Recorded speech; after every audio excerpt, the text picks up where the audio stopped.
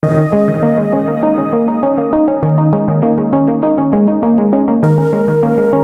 morning from Cowes. It's day 2 of the Inshore series at the Admiral's Cup. Lighter conditions on the course today, but no shortage of pressure. Callisto continues a near flawless run with 2 wins from 2, while Red Bandit's campaign suffered a major setback, forced to retire after losing their rig in race 1. Black Pearl bounced back yesterday with a bullet in race 2, and the Australians are quietly climbing the table with a steady, consistent showing. It's a type of racing that we really enjoy.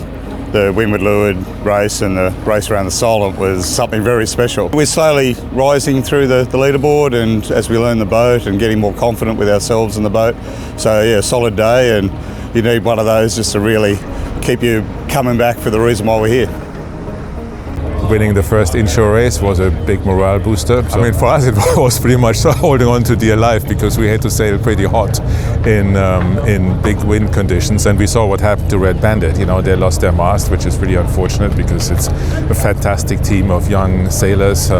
We felt really sad about them, so today will be interesting. I think, like yesterday, very shifty, winds up and down, but a lot lighter.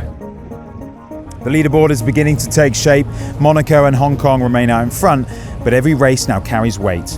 This is where the Admiral's Cup truly rewards precision.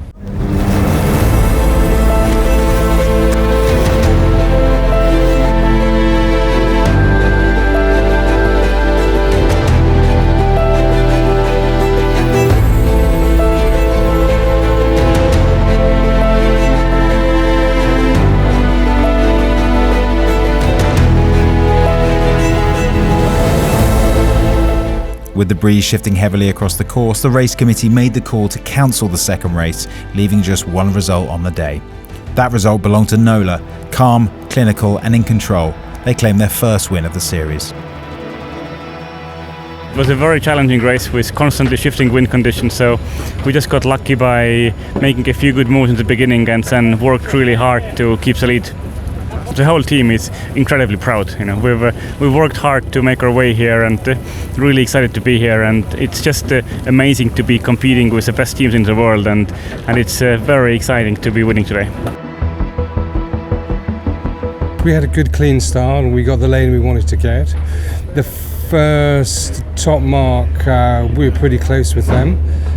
So many variables with the wind going up and down, massive wind shifts and quite big boats, and the current to actually finish that close together is, I don't think you could go out there and script it. But in the end, we just came down hard, and we were more or less overlapped when we crossed the line. The whole race, our 2 boats worked together.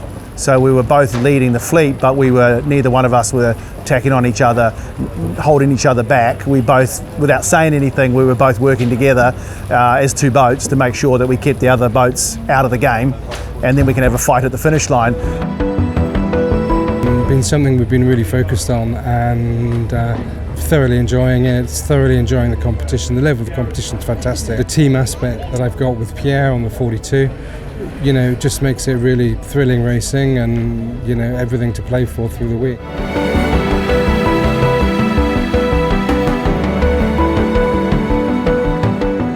I think what's unique about this event is the Solent, and since we've been here we realised really quickly that this regatta is about the competitors, but the true competitor, the guy out there that's trying to get you, is the Solent. And the Solent, with the tide, the wind shifts, the weather you get here in the Solent, it's such a cool dynamic race course. These conditions are very challenging versus nearly anywhere else in the world you'll sail. Feels like, technically speaking, we're at the halfway point, but the fastnet is such a factor of 3, so there's a lot of points on the board there, but it's not like we have to do 3 starts. It's not like we have to do a bunch of mark roundings. It's just one race. A lot of the positioning of the fleet here comes down to even tomorrow.